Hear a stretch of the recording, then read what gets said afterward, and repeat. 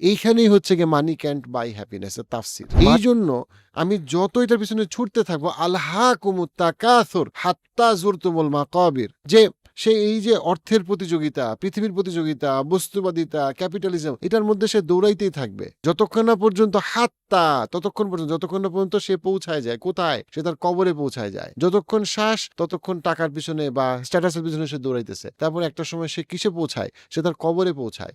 এইখানেই হচ্ছে গিয়ে মানি ক্যান্ট বাই হ্যাপিনেস এর তাফসীর। মানি ক্যান্ট বাই বলতে সে কি বুঝাইতেছে? তো আপনার টাকা লাগবে, কিন্তু টাকার পিছনে দৌড়াইতে দৌড়াইতে আপনি হাঁপায় যাবেন এই আশায় যে টাকা আপনাকে সুখী করবে, কিন্তু টাকা আপনাকে সুখী করবে না।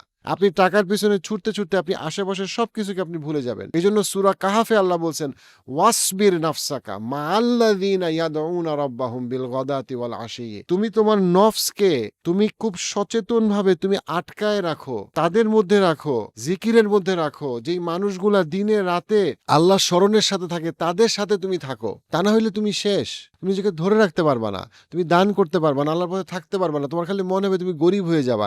তোমার কাছে মনে হবে ওই ক্লাবে আরে আমার তো গুলশান ক্লাবের মেম্বারশিপ নাই, আমার তো অমুক ক্লাবের মেম্বারশিপ নাই, তমুক ক্লাবের মেম্বারশিপ নাই। কোনো ক্লাবের মেম্বারশিপ দিয়ে তোমার অন্তর ভরবে না।